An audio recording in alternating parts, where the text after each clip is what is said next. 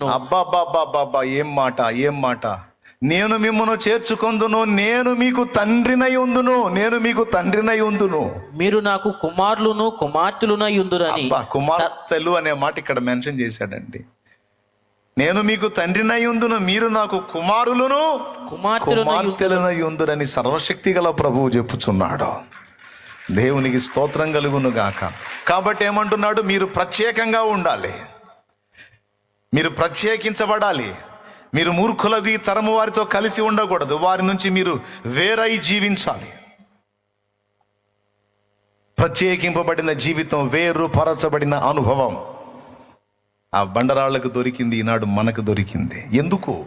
ఎందుకు వేరవమన్నాడు? ఎందుకు ప్రత్యేకంగా ఉండమన్నాడంటే, నేను మీలో నివసిస్తాను, మీలో సంచరిస్తాను, నేను మీకు తండ్రినై ఉంటాను, మీరు నాకు బిడ్డలై ఉంటారు, కొడుకులు కూతుళ్ళై ఉంటారు. నేను మిమ్మల్ని ఏర్పరచుకున్నాను, మీరు నా సొత్తు. నా ప్రాణమును క్రయధనముగా చెల్లించి నేను మిమ్మును లోకములో నుండి ప్రత్యేకించుకున్నాను. నేను మిమ్మును విలువ పెట్టి కొన్నాను. సిలువ రక్తముతో మిమ్మల్ని కొన్నాను. కలువరి సిలువ యాతనలో నేను మిమ్మల్ని కన్నాను. నా ప్రభు మాట్లాడుతున్న మాట ఇది. ఈరోజు మారు మనసు పొంది రక్షణ బాప్తిస్మం పొందడానికి నీకు పిలుపు ఎలా వచ్చిందో తెలుసా? లోకంలో చాలామందికి ఆ పిలుపు ఉంది, కానీ అందరు రాలా. నువ్వు మాత్రమే రాగలిగావు. ఎందుకో తెలుసా? నువ్వు ఏర్పరచబడిన వారి గుంపులో ఉన్నావు.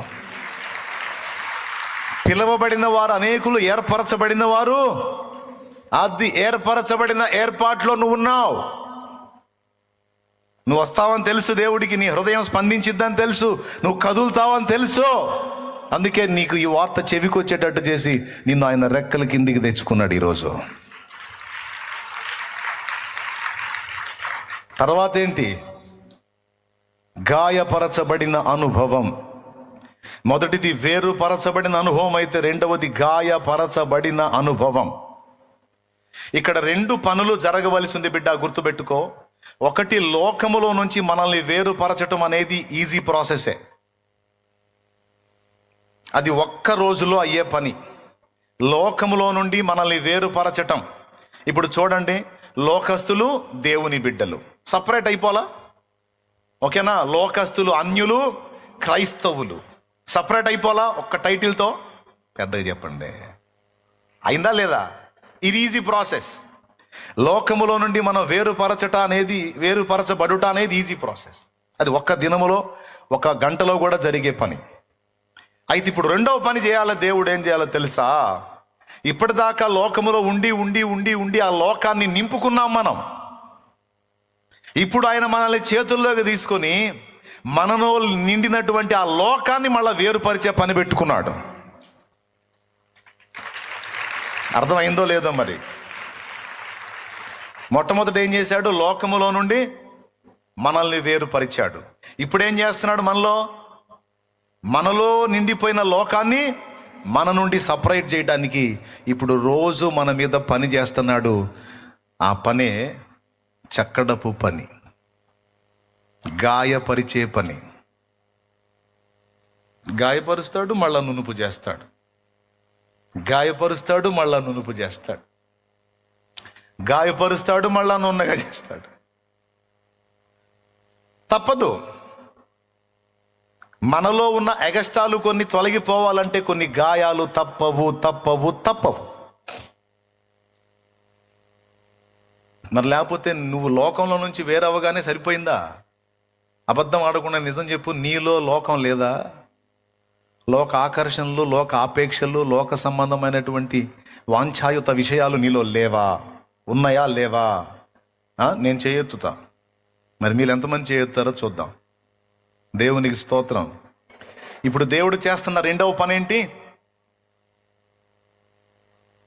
ఆయన అనుకున్న ఆకారానికి, క్రీస్తు యేసుకు సమానమైన సంపూర్ణమైనటువంటి ఆ వ్యక్తిత్వ సౌందర్యం నీలోకి నాలోకి కూడా ఆ సారూప్యం వచ్చేటట్లు దానికి అవరోధంగా ఉండేటువంటి ఎగస్టాలన్నిటినీ తొలగించే పనే శిల్పి చేసే పని.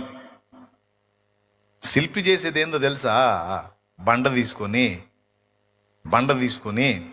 ఆ బండని నిలబెట్టి శిల్పి చేసేది ఏందో తెలుసా?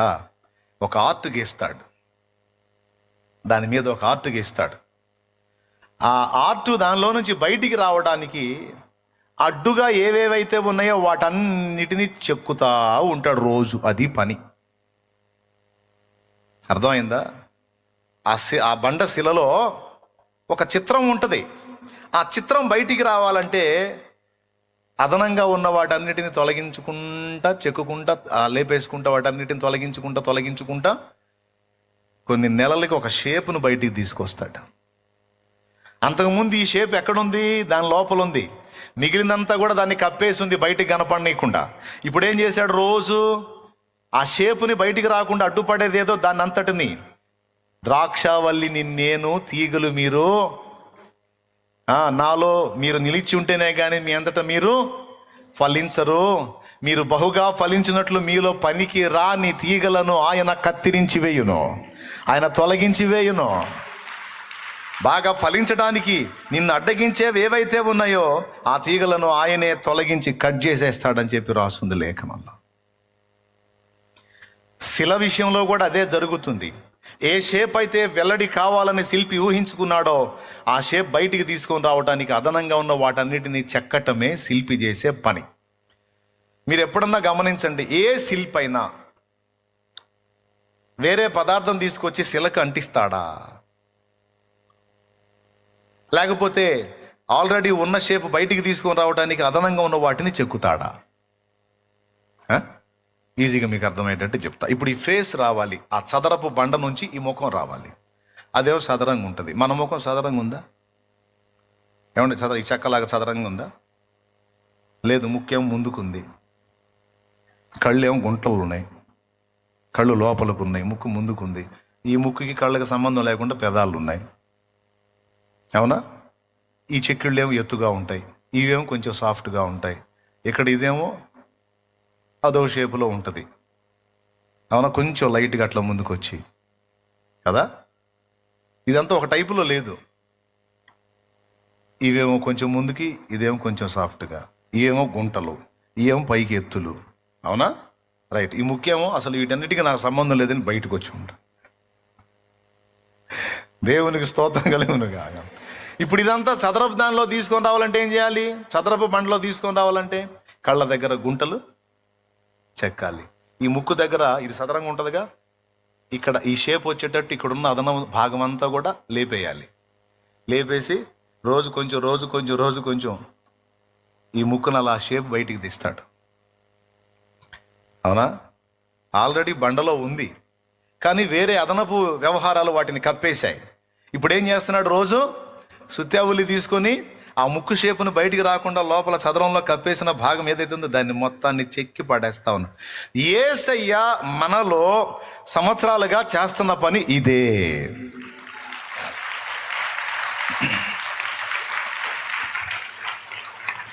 యేసయ్య సంవత్సరాలుగా మనలో చేస్తున్న పని ఇదే నాయనా, ఇదే అమ్మా. ఇప్పుడు ఈ షేపులన్నీ బయటికి తీసుకొని రావాలంటే మనకి డైలీ కోటింగ్ తప్పదు. ఒక రౌండ్ కోటింగ్ ఇస్తాడు, ఒక రౌండ్ మళ్ళా ఫినిషింగ్ ఇస్తాడు. కోటింగ్ ఒక బాధ, ఫినిషింగ్ ఇంకొక బాధ.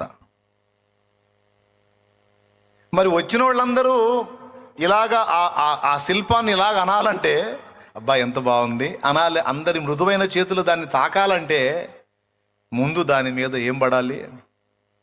సుత్యావులి దెబ్బలు పడాలి. అది చూడండి, ఆ షేపును బయటికి తీస్తున్నాడు చూడండి, అది ఉన్నదాన్ని బయటికి తీస్తాడు అంతే. అదనంగా ఉన్న వాటన్నిటిని చెక్కేస్తున్నాడు చూడండి. అవన్నీ చెక్కినప్పుడు షేప్ బయటకు వస్తుంది. లేని దాన్ని తీసుకొచ్చి అతికిచ్చాడా, లేకపోతే ఉన్నదాన్ని తొలగించి షేప్ బయటికి తెచ్చాడా? శ్రమలలో సిలువలో నీ రూపు నలిగినదా, శ్రమలలో సిలువలో నీ రూపు నలిగినదా, శిలనైనా నందు నీ వలె మార్చుటకా, శిలనైనా నందు నీ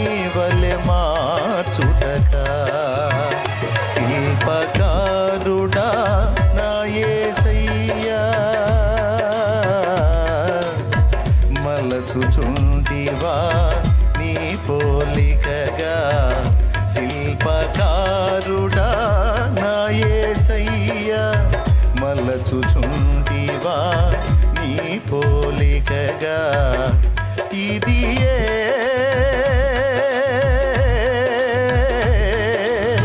నాయడ నీకున్న నిత్య సంకల్పమా, నాయడ నీకున్న నిత్య సంకల్పమా, ఇంతగా నన్ను ప్రేమించినది నీ రూపము నాలో రూపించుటక, ఇంతగా నన్ను పాడు ప్రేమించినది నీ రూపము నాలో రూపించుటక, ఇది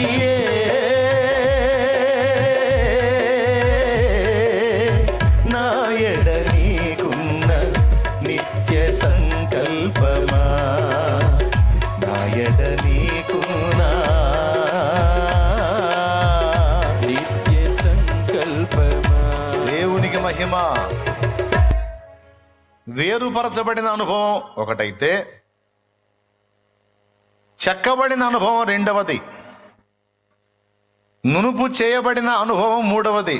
చెక్కబడటం వేరు, నునుపు చేయటం వేరు. చెక్కబడేటప్పుడు ఒక బాధ ఉంటుంది, నునుపు చేసేటప్పుడు ఇంకొక బాధ ఉంటుంది. ఇది అయిపోయిన తర్వాత వాటిని సొలొమోను మందిరం కట్టినప్పుడు రాళ్ల ధ్వని అక్కడ వినపడకూడదు అనేది దేవుడు చెప్పిన హెచ్చరిక. రాళ్ళు చెక్కిన ధ్వని అక్కడ వినపడకూడదు అంటే వేరే దగ్గర వాటిని చెక్కి సిద్ధపరిచి తీసుకొచ్చి నిర్మాణం చేశారు. దేవునికి స్తోత్రం కలుగును గాక. హల్లెలూయా. అలా సపరేట్గా చెక్కి, అంటే ఇక్కడ గమనించాల్సింది ఏంటంటే, లోకములో నుండి మనల్ని వేరుపరిచాడు, మనలో ఉన్న లోకాన్ని కూడా వేరుపరచడానికి అప్పటి నుంచి ఇప్పటిదాకా పనిచేస్తా ఉన్నాడు. ఈరోజు బాప్తిస్మం పొందే వాళ్ళకు కూడా ఈ మ్యాటర్ చెప్తున్నాను నేను. ఎప్పుడైతే మారు మనసు పొంది బాప్తిస్మం పొంది ఇక సృష్టికర్త చేతికి నిన్ను నువ్వు అప్పగించుకుంటావో, ఇక అప్పటి నుంచి నువ్వు ఎప్పుడైతే నిన్ను నువ్వు అప్పగించుకుంటావో, ఇక అప్పుడు తన పని తాను మొదలు పెడతాడు. ఇప్పుడు శిల్పం కావాలంటే ఏం చేయాలి? ఫస్ట్ ఒక్కటి చేయాల, అన్నిటికంటే ముఖ్యంగా ముందు ఏం చేయాలి తెలుసా? శిల్పికి తనను తాను అప్పగించుకోవాలి. పౌలన్ ఏమన్నాడు? నేను ఆయనకు అప్పగించిన దానిని రాబోచున్న ఆ దినము వరకు ఆయన కాపాడుటకు సమర్థుడు, నేను నమ్మిన వానిని ఎరుగుదును గనుక సిగ్గుపరచబడను అన్నాడు. నేను నా సృష్టికర్తకు నేను అప్పగించుకున్నాను. ఆయన ఏంటో నాకు తెలుసు, ఆయన పనితనం ఏంటో నాకు తెలుసు, ఆయన జ్ఞానం ఏంటో నాకు తెలుసు, ఆయన శక్తి ఏంటో నాకు తెలుసు. అందుకే నన్ను నేను యథార్థంగా, ఇదిగో నీ చిత్తము చొప్పున నన్ను చేయమని నేను నిత్యము నేను నాకు కలిగిన సమస్తమును ఆయనకే అప్పగించుకుంటున్నాను. ఎవరికి అప్పగించుకుంటున్నాను? ఆయనకే అప్పగించుకుంటున్నాను.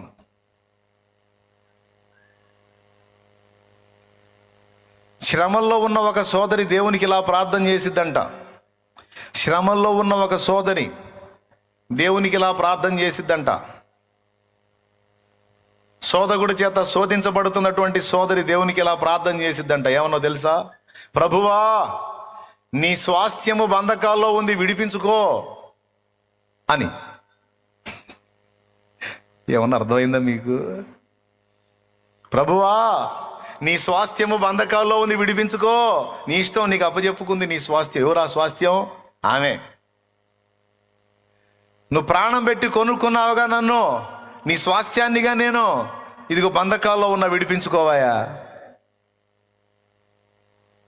నన్ను నేను విడిపించుకోవటం చేత కాదు, నన్ను విడిపించుటకు సమర్థుడవు నీవే.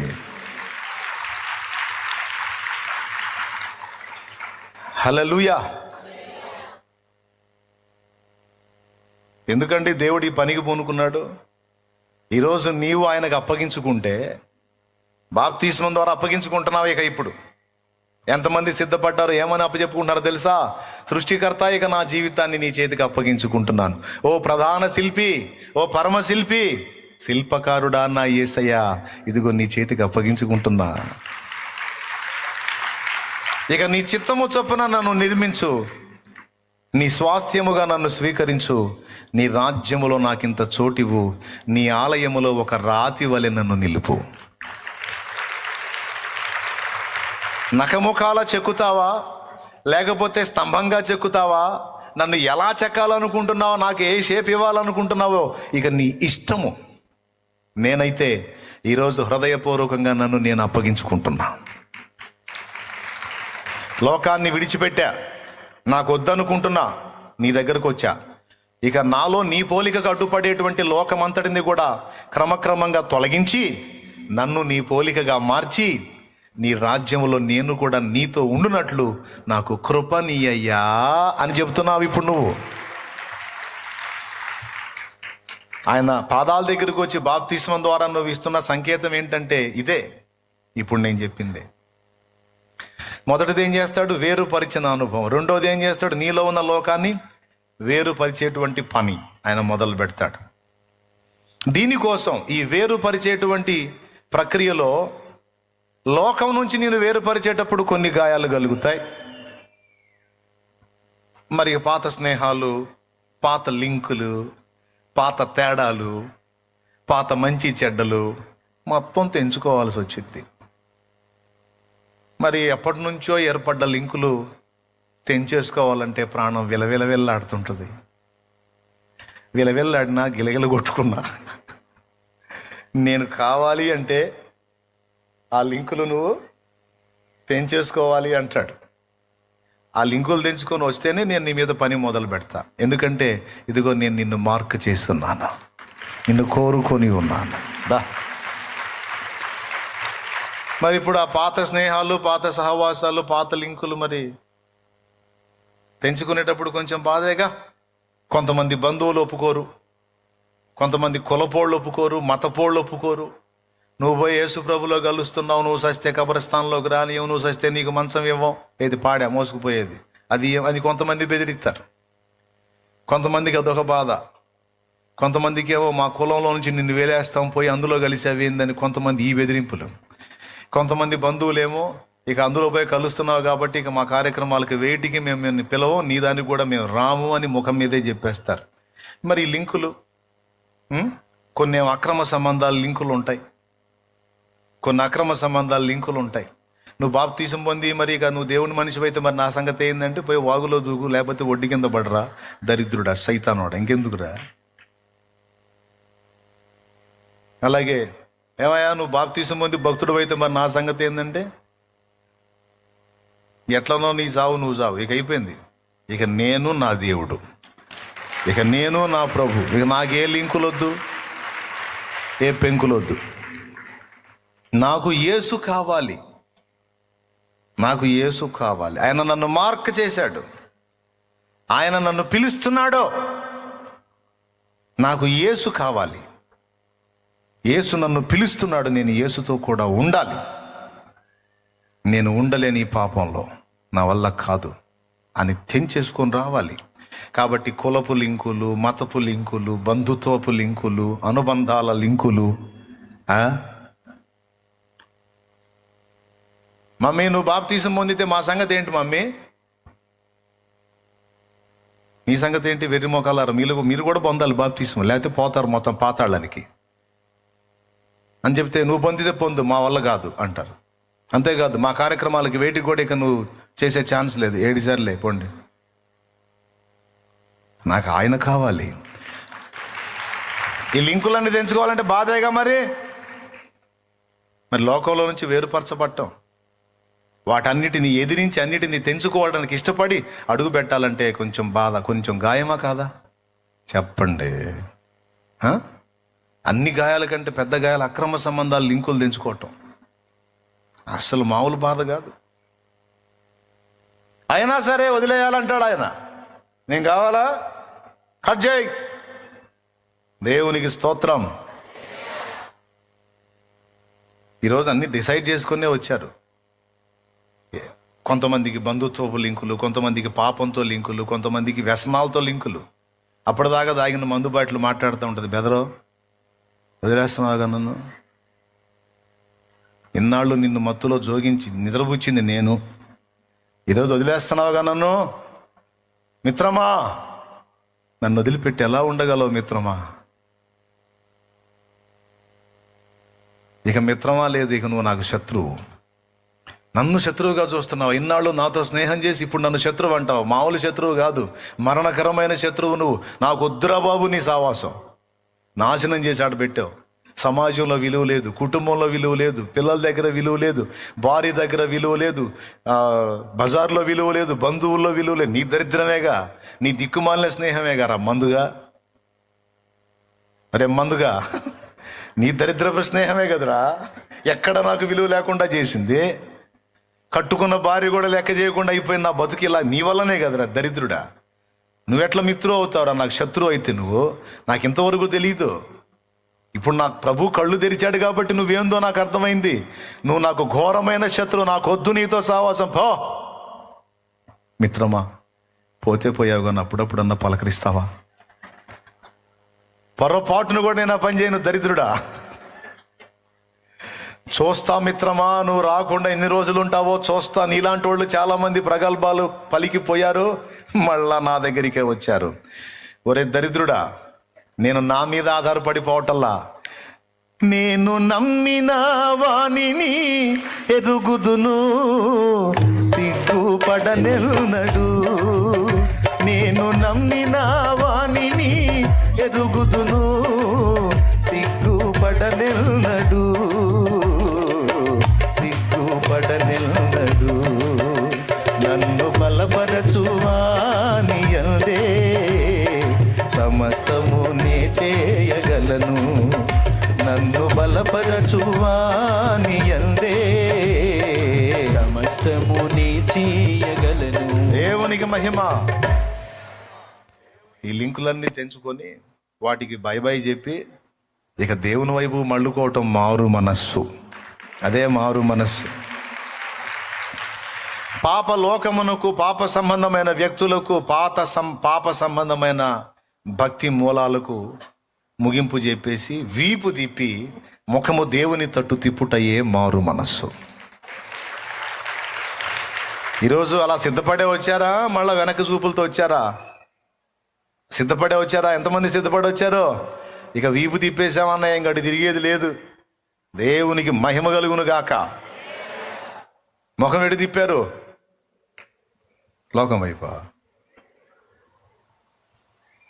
యేసయ్య వైపా? రైట్. దేవునికి మహిమ. ఇప్పుడు ఎప్పుడైతే నువ్వు అలాగున ఆ లింకులు తెంచుకొని యేసయ్యతో లింక్ ఏర్పరచుకుంటావో ఇక ఇక్కడ నుంచి ఇక నీకు శక్తి స్టార్ట్ అయింది. ఇక ఆయన బలం నీ మీద పని చేయటం మొదలైద్ది. నేను ఒక్కటే ఒక మాట చెప్తా ఈరోజు, మీకు శుభవార్తలాగా చెప్తా. ఏంటంటే, ఆయన చేతికి మిమ్మును మీరు సజీవ యాగంగా అప్పగించుకోండి. యేసయ్యతో చెప్పండి, నేను నిలబడతాను, నేను గెలుస్తాను అనే ధైర్యంతో నేను రావట్లేదు, కానీ నన్ను నేను నీకు అప్పగించుకుంటే నువ్వే నన్ను ఒడ్డుకు చేరుస్తావు అన్న విశ్వాసంతో వస్తున్నాను. ఏ విశ్వాసంతో? నువ్వే నన్ను నా జీవిత యాత్రలో ఎన్నో తుఫానులు, నా జీవిత యాత్రలో ఎన్నో తుఫానులు, అయినా నా యేసు నా పక్షమయ్యుండగా, అయినా నా యేసు నా పక్షమయ్యుండగా, తుఫాను నడచి కెరటాల నాపి, తుఫాను నడచి కెరటాల నాపి నడిపించును నా యేసయ్యా. ఓడయాత్ర కొనసాగుచున్నది నా విశ్వాస ఓడయాత్ర కొనసాగుచున్నది. ఈరోజు మొదలు పెడుతున్నావు నీ విశ్వాస యాత్ర. ఈరోజు స్టార్ట్ అవుతుంది. డేట్ రాసుకొని పెట్టుకో. దేవునికి మహిమ. యేసయ్య చేతికి నిన్ను నువ్వు అప్పగించుకుంటున్నావు. అప్పగించుకో. నన్ను నువ్వే లోబరుచుకో ప్రభువా. నాలో నీ షేపుకి, నీ ఆకారానికి అడ్డుగా ఉన్న వాటినన్నిటిని నువ్వే చెక్కి పడవై నీ పోలికగా నన్ను మార్చమని నా ప్రభువా నన్ను నేను నీకు అప్పగించుకుంటున్నా. నీ రక్తముతో నన్ను కడిగి పరిశుద్ధపరచు. నాలో నీ పోలికగా అడ్డుగా ఉన్న లోకమంతటిని కూడా తొలగించి చెక్కి పడై. నన్ను చెక్కుకోవటం నా చేత కదా. ఏ శిల్ల అయినా దాన్ని శిల్పంగా చెక్కుకోగలిగిద్దా? కానీ హాస్యం చెప్పనా, మనం ట్రై చేస్తాం అట్లా. మనల్ని మనమే చెక్కుకోవడానికి ట్రై చేస్తాం. నేను అలా ట్రై చేసిన ప్రతిసారి మొహం పగలగొట్టుకొని, ఎందుకంటే నన్ను నేనే చెక్కుకొనుట సాధ్యపడదు, నన్ను చెక్కవలసిన పరమశిల్పి నా యేసయ్య అని గుర్తుపట్టా. అందుకే ఆయన చేతికి అప్పగించుకున్నా. ఈరోజు కూడా సభాముఖంగా అదే నేను చేసుకుంటున్నా. నీ చేతికే నన్ను అప్పగించుకుంటున్నాను. మళ్ళొక్కసారి పునః ప్రతిష్టలాగా మళ్ళొక్కసారి ఆయనకి అప్పగించుకుంటున్నాను. నీ చేతికి అప్పగించుకుంటున్నాను. నన్ను నీ వలె, నీ పోలికగా మార్చు ప్రభువా అని. నాలో ఫలింపని ప్రతి తీగను తొలగించి పడవేయి ప్రభువా. నాలో నీ ఆకారానికి అడ్డుగా ఉన్న ప్రతి దుర్లక్షణం తొలగిపోవాలి యేసునామములో. నాలో ఏ కోశాన ఉన్న లోకమైన యేసునామములో అది తొలగిపోవాలంతే. అలాగా నా ప్రభు చేతికి నన్ను నేను అప్పగించుకుంటా ఉన్నా. ఈరోజు నువ్వు కూడా అప్పగించుకోవాలి. ఫస్ట్ ఏం అప్పచెప్పుకోవాలి? మనల్ని మనం అప్పచెప్పుకోవాలి. ఏమని అప్పచెప్పుకోవాలి? లోకంలో నుంచి వేరుపరిచేవయ్యా, ఇక నాలో ఉన్న లోకాన్ని వేరుపరచు. దానికి టైం తీసుకుంటుంది. టైం తీసుకోవచ్చు. క్రమక్రమంగా నీకు అర్థం కాదు, ఒక్కొక్కసారి వింతగా ఉంటుంది. నేను ప్రభువులోకి వచ్చాను, ప్రభువులోకి వచ్చి కూడా ఏంది కొన్ని లక్షణాలు నాలో మారలేదే, నాలో కొన్ని బలహీనతలు పోలేదే, నాలో కోపం అంతే ఉంది, తొందరపాటు అంతే ఉంది, మూర్ఖ స్వభావం అంతే ఉంది, మొండితనం అంతే ఉంది, నాలో కొన్ని పనికిమాలిన లక్షణాలు అంతే ఉన్నాయి. అసలు దేవుడు ఒప్పుకున్నాడా నన్ను? అసలు దేవుడికి ఇష్టంగానే ఉన్నానా? అసలు నాలో ఏమన్నా పని జరిగిందా? సంవత్సరాలు అయితే గడిచిపోయినాయి కానీ నేను అలానే ఉన్నాను అనే డౌట్ కొన్నిసార్లు మనల్ని చూసుకున్నప్పుడు మనకు వచ్చింది. మీలో ఎవరికన్నా వచ్చిందా? వస్తే చేయొద్దండి. నాకు కూడా చాలాసార్లు వచ్చింది. దేవునికి స్తోత్రం కలుగునుగా. పెద్దగా చెప్పండి. మరి ఇప్పుడు దీనికి సమాధానం ఏంటి? ఒకటైతే నిజం, దాన్ని బట్టి మనం దేవుని మహింపరచుకోవచ్చు. గతంలో లోకంలో ఉన్నప్పుడున్న అన్ని లక్షణాలు అయితే ఇప్పుడు లేవు. ఆ లోకంలో ఉన్నప్పుడు ఉన్న దరిద్రాలు అన్నీ ఉన్నాయి చూడు, చాలా దరిద్రాలు, అవి మొత్తం అయితే ఇప్పుడు లేవు. ఎక్కడో అరాకొర 1-2 ఊగులాడుతున్నాయి, తిప్పలు పడతా ఉన్నాయి. దాదాపు చాలా వరకు దుళ్ళగొట్టబడింది, వెళ్ళగొట్టబడింది. ఇది ఒప్పుకుంటారా? ఇది ఎలా జరిగిందో తెలుసా? ఆయన నీలో చేసిన చక్కడ పని ప్రభావమే, పరిశుద్ధాత్మ కార్యమే. చాలా విషయాల్లో నువ్వు అధిగమించావు.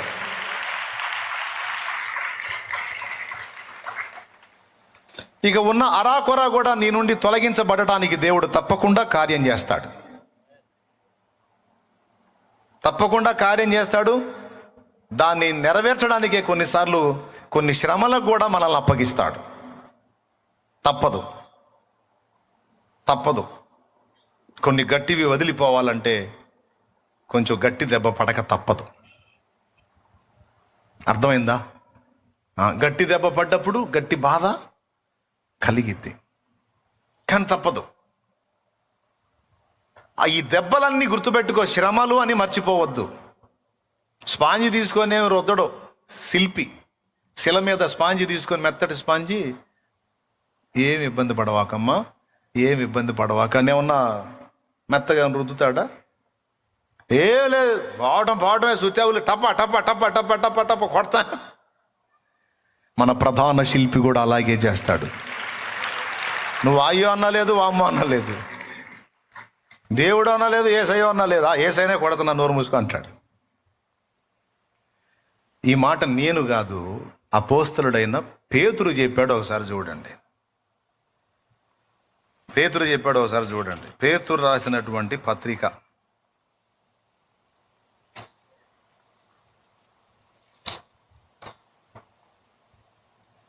మొదటి పత్రిక 5వ అధ్యాయము 10వ వచనం. తన నిత్య మహిమకు క్రీస్తునందు మిమ్మను పిలిచిన సర్వకృపానిధియగు దేవుడు కొంచెము కాలము మీరు శ్రమపడిన పిమ్మట తానే మిమ్మను పూర్ణులుగా చేసి స్థిరపరచి బలపరచును. ఆ మాటను గురించి ఎప్పుడైనా ఆలోచించారా? తానే మిమ్ములను పూర్ణులనుగా చేసి స్థిరపరిచి బలపరచును. ఆ మాటలు 3 చూడండి. తానే అనేది ఒకటి, మిమ్ములను పూర్ణులుగా చేసి 2 స్థిరపరచి 3 బలపరచును. తానే అనుందా లేకపోతే మీరే అనుందా? తానే, ఆయనే చేయాలట ఆ పని. ఎందుకు? నిత్య మహిమకు పిలిచింది ఆయనే. పిలిచిన వాడు సంపూర్ణులుగా మనల్ని చేయాల్సింది కూడా. నీ నిత్య మహిమకు పిలచితివా, నీ స్వాస్థ్యముగా నన్ను మార్చితివా. నీ నిత్య మహిమకు పిలచితివా, నీ స్వాస్థ్యముగా నన్ను మార్చితివా. ఆత్మాభిషేకముతో స్థిరపరచిన ఆరాధ్యుడా నిన్నే ఘనపరతును. ఆత్మాభిషేకముతో స్థిరపరచిన ఆరాధ్యుడా నిన్నే ఘనపరతును. యేసయ్యా నీ కృపా నన్ను అమరత్వానికే అర్హునిగా మార్చు. యేసయ్యా నీ కృపా అర్హునిగా మార్చెను. యేసయ్యా నీ కృపా, యేసయ్యా నీ కృపా. దేవునికి మహిమ. ప్రియమైన బిడ్డలారా, ప్రతిరోజు శిల్పికి తన్ను తాను అప్పగించుకున్నట్టు ప్రతిరోజు మన సృష్టికర్త అయిన ప్రభువుకి మనల్ని మనం అప్పగించుకొనుట అనేది మర్చిపోకూడదు. ప్రభువా, ఇదిగో నీ చేతుల్లో ఉన్నాను, నీ చిత్తము చొప్పున నన్ను మలచు తండ్రి, నన్ను విసర్జించొద్దు, నన్ను విసిరేయొద్దు నాయన. సారె మీద మట్టి ముద్ద వలె మనల్ని మనం ఆయనకి అప్పగించుకోవాలి. అప్పుడు పరమ కుమ్మరి వ్రేళ్ళు మనల్ని నిర్మిస్తాయి. ఏ మట్టి ముద్ద కూడా తనను తాను ఒక కుండగా తీర్చిదిద్దుకోలేదు. ఏ శిల కూడా తనను ఒక శిల్పంగా తీర్చిదిద్దుకోలేదు. శిల్పం కావాలంటే శిల్పి పని చేయాలి, శిల్పి చేతులు పని చేయాలి. మట్టి ముద్ద కుండగా పాత్రగా మారాలంటే కుమ్మరి వేళ్ళు దాని మీద పనిచేయాలి. మనకున్న ప్రధాన శిల్పి పరమ శిల్పి యేసయ్యా, మనకున్న పరమ కుమ్మరి. మళ్ళా పాట నా వచ్చు కాబట్టి ఇంక అవసరం లేదు. దేవునికి స్తోత్రం, హల్లెలూయా. నీకు రాని పాటలా ఏమండి? నీకిష్టమైన పాత్రను చేయ నన్ను విసిరేయక సారెపై ఉంచావా. నీకిష్టమైన పాత్రను చేయ నన్ను విసిరేయక సారెపై ఉంచావా. జ్యోతిర్మయుడా నా ప్రాణ ప్రియుడా, స్తుతి మహిమలు నీకే. నా ఆత్మలో అనుక్షణం, నా ఆత్మలో అనుక్షణం నా అతిశయము నీవే, నా ఆనందము నీవే, నా ఆరాధన నీవే, నా అతిశయము నీవే, నా ఆనందము నీవే, నా ఆరాధన నీవే. జ్యోతిర్మయుడా నా ప్రాణ ప్రియుడా, స్తుతి మహిమలు నీకే. దేవునికి స్తోత్రం కలుగును గాక. నీ మనసుకు నీకు అనిపించవచ్చు నేను ఒక ముళ్ళ గుట్టలాగున్నానని.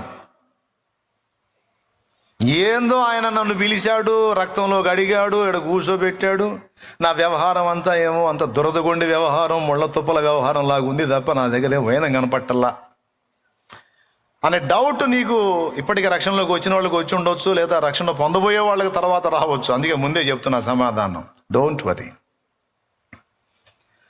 దురదగొండిలాగా నీలో ఉన్న, ముళ్ళ తుప్పలాగా నువ్వు ఉన్నా, గుర్తుపెట్టుకో, నా దేవుడు ఎలాంటి కార్యాలు చేస్తాడో తెలుసా? అవసరమైతే అందమైన పూలు నీలో నుండి పూసేటట్టు చేస్తాడు, లేకపోతే పూలని తెచ్చి నీకు అంటైనా కడతాడు. అంటు కట్టడం తెలుసా మీకు? ఎప్పుడన్నా తెలుసా మీకు అంటు కట్టడం? ముళ్ళ తుప్పలాగే నువ్వు ఉండొచ్చు, కొమ్మల్ని కట్ చేసి గులాబీ పూల మొగ్గల కొమ్మలు ఉన్నాయి చూడు, వాటిని తీసుకొచ్చి నీకు దాన్ని జాయిన్ చేసి అంటు కట్టినప్పుడు ఇక నీలో నుండి వెల్లడయ్యే సారం దానిలోనికి వెళ్ళి ఆ మొగ్గ పుష్పిస్తుంది, పుష్పం అవుతుంది. పూపిస్తాడండి ఎలాగైనా, నీకెందుకు? ఇంకేంది నీకు? ఎట్లా పూపిస్తాడని డౌట్లు దేవుని దగ్గర ఏవాకు. మనుషులకే సాధ్యమైనప్పుడు ఆయన గాథ అయింది. ఒకసారి ఓ మామిడి చెట్టు చూశాను నేను. మామిడి చెట్టు వింత, ఒకటే చెట్టు, దానికి బంగినపల్లి కాయలు కాసినాయి, చిత్తూరు మామిడికాయలు కాసినాయి, రసాలు కాసినాయి. ఒక చెట్టుకి ఇన్ని కాస్తాయా? ఎప్పుడన్నా చూసారా మీరు? పెద్ద రసాలు కాసినాయి, చిన్న రసాలు కాసినాయి. ఎట్లా సాధ్యం? ఒక చెట్టు ఏదన్నా ఉంటే చిత్తూరు మామిడి టైప్ ఒకటి ఉంటుంది, దాన్ని కలెక్టర్లు అంటారు. మామిడికాయల భాష ఒకటి ఉందిలే, కలెక్టర్లు అంటే చిత్తూరు మామిడికాయలు. మనం చిత్తూరు మామిడికాయ అంటాం కదా, కలెక్టర్లు అంటారు. పెద్ద రసాలు, చిన్న రసాలు, బంగినపల్లి వస్తున్నాయి. ఎండాకాలం వస్తుంది ఇక. దేవునికి స్తోత్రం. ఆ మామిడికాయలు ఎట్లా ఒక చెట్టుకి అన్ని కాసినాయంటే తెలుసా మీకు? ఆ చెట్టు కొమ్మల్ని కట్ చేసి ఒక కొమ్మకేమో చిత్తూరు మామిడికాయలు కాసి ఆ కొమ్మని తీసుకొచ్చి లింకు చేసి ప్లాస్టర్ వేసేసాడు. కొద్ది రోజులకి ఇక అవి రెండు అతుక్కుపోయినాయి. ఇప్పుడు సారం ఈ మొదల నుంచి వెళ్తుంది, కానీ కాయము కొమ్మ. ఏ కొమ్మ అది? చిత్తూరు మామిడికాయలు కాసే కొమ్మ. అది తీసుకొచ్చి లింకు చేశాడు. ఇప్పుడు ఆ కాయలు వస్తున్నాయి ఆ కొమ్మ నుంచి. ఇంకో కొమ్మకి ఏం చేశాడు తెలుసు? బంగినపల్లి కొమ్మను తీసుకొచ్చి లింకు చేశాడు, అంటు కట్టాడు. ఇప్పుడు దీనిలో నుండి వెళ్ళిన సారం దానిలోంచి బంగినపల్లి కాయలు వచ్చేటట్టు చేసి ఇంకో కొమ్మకి ఏం చేశాడు? పెద్ద రసాలు వచ్చి, పెద్ద రసాలు అంటే ఈ సైజు ఉంటాయి పెద్ద రసాలు, ఒకదాన్ని కొమ్మను తీసుకొచ్చి దాన్ని ఆ పెద్ద రసాల కొమ్మను తెచ్చి దీనికి అంటు కట్టాడు. ఇప్పుడు ఆ కొమ్మ నుంచి ఆ కాయలు వస్తున్నాయి. సారం మళ్ళీ ఇదే. ఇంకొక దానికి ఏం చేశాడు? చిన్న రసాలు అంటు కట్టాడు. ఇప్పుడు దాని నుంచి చిన్న రసాలు కాస్తున్నాయి 4. ఇంకో దానికి ఏం చేశాడు తెలుసా? ముంత మామిడి ఉంటుందే, ముంత మామిడి, దాన్ని తీసుకొచ్చి అంటు కట్టాడు. దానికి ఆ కాయలు వస్తున్నాయి. ఇట్లాంటి ప్రయోగాలు చేస్తుంటారు తోటలోళ్ళు. మీకు డౌట్ ఉంటే కనుక్కోండి పోయి. మళ్ళీ పాట. నీ తోటలోని ద్రాక్షవల్లితో, అది దేవునికి స్తోత్రం కలుగును గాక. హల్లెలూయా. మనల్ని యేసుతో అంటు కట్టాడు. సారం యేసు. ఫలాలు కూడా యేసు నుంచి వచ్చే మనకు వస్తాయి. యేసు యొక్క సారమును బట్టి మనకు ఫలాలు వస్తాయి. ఆ ఫలింపు ఆయనే చూసుకుంటాడు. నువ్వు చేయాల్సింది ఏంటంటే ఆయనకు అప్పగించుకోవాలి, ఆయనను విశ్వసించాలి. నీవు అప్పగించిన సమస్తమును ఆయన రూఢిగా కాపాడగలడని నమ్మాలి. ఈరోజు మిమ్మల్ని బాప్తీసం ఇచ్చి వదిలేస్తున్నాను. చాలామంది రక్షణకు వచ్చారు, ఈరోజు తీసుకొని వెళ్తారు. నేను మీ వెంటుండి కాపలా కాస్తానా? నన్ను నేనే కాసుకోలేను, మిమ్మల్ని ఏం కాసేది? దేవునికి స్తోత్రం. ఏమయ్యా బాప్తీసం ఇచ్చి అప్పచెప్తాను. ఎవరికి అప్పచెప్తాను తెలుసా? ఇచ్చేటప్పుడే, ఆ నీళ్లలో ముంచేటప్పుడే, ప్రభు ఇదిగో ఈ ఆత్మను నీ చేతికి అప్పగిస్తున్నాను. ఈమె కథ ఎన్ని మలుపులు తిప్పుతావో, ఇతని కథ ఎన్ని మలుపులు తిప్పుతావో నాకు తెలియదు. ఒక్కటి మాత్రం చేయి, నిత్య జీవ గమ్యానికి ఈ బిడ్డను చేర్చు, నీ రాజ్యములో కనపడేటట్టు చెయ్యి. ఇదిగో నా ద్వారా రక్షణలోనికి వచ్చిన ప్రతి ఆత్మని నీ చేతికి అప్పగిస్తున్నా. నన్ను నేను అప్పగించుకుంటా, ఇది మొదటి మాట. రెండవది, రక్షణలో నడిపించిన ఆత్మల్ని కూడా రోజు ఆయన చేతికి అప్పగిస్తా. దారి తప్పిన గొర్రెల్ని కూడా దారిలోకి తీసుకొని రా యేసయ్యా అని రోజు ప్రార్థనలో మొరపెడతా. మామూలుగా రాకపోతే 4 తన్ని నడువులు ఎర్రగొట్టని తీసుకొని రా తండ్రి అని ప్రార్థన చేస్తా. మరి లేదా నరకానికి పోతారు కదా, అందుకని అప్పచెబుతా ఉంటా. కొంతమంది అలాగ పైత్యం కొద్ది పోయినోళ్ళు అట్లా పోయి డ్యాన్స్ వేసుకుంటే అటు పోయినోళ్ళు జాయింట్లు ఓడగొట్టుకొని మళ్ళీ లైన్లోకి వస్తారని నేను మామూలుగా చెప్పినప్పుడు వినరగా ఎగురుకుంటే వెళ్తుంటారుగా, అయిద్ది నీకు అయిద్ది అనుకుంటా ఉంటాను. అయిన తర్వాత వచ్చి ప్రార్థన చేయండి ఏమైందమ్మా, నడులు ఇరిని అన్నయ్య. మంచి తల్లి, దేవునికి స్తోత్రం. నిన్ను బహుగా నడుములు ఇరగొట్టినందుకు దేవునికి వందనాలు. నీ జాయింట్లు తీసినందుకు దేవునికి స్తోత్రం. లేకపోతే నువ్వు మామూలుగా ఊరేగావమ్మా, మామూలుగా విన్నావన్నమాట. తప్పదు, దేవునికి మహిమ కలుగును గాక అంటూ స్వస్థత ప్రార్థన చేయటం నా పని. ఇక జాగ్రత్తగా ఉండమ్మా, ఎందుకంటే ఈరోజు జీవగ్రంథములో పేరు లిఖించబడుతుంది. దేవుని రాజ్య పౌరురాలు అవుతున్నావు, దేవుని కుమారుడవు కుమార్తె అవుతున్నావు, రాజుగారి యొక్క కొడుకువి కూతురువి అవుతున్నావు, రాజాదిరాజు కొడుకు కూతురు అవుతున్నావు. ఇక నీకు ప్రత్యేకమైన ఏర్పాటు ఉంటుంది. మర్చిపోవద్దు, ఇది జోక్ అనుకోవద్దు, ఇది సీరియస్. దేవుని పాఠశాలలో చేర్చబడుతున్నావు ఈరోజు. నువ్వు ఖచ్చితంగా ఆయన నిన్ను తన పోలికగా మార్చుకుంటాడు. ఇది విశ్వసించాలి.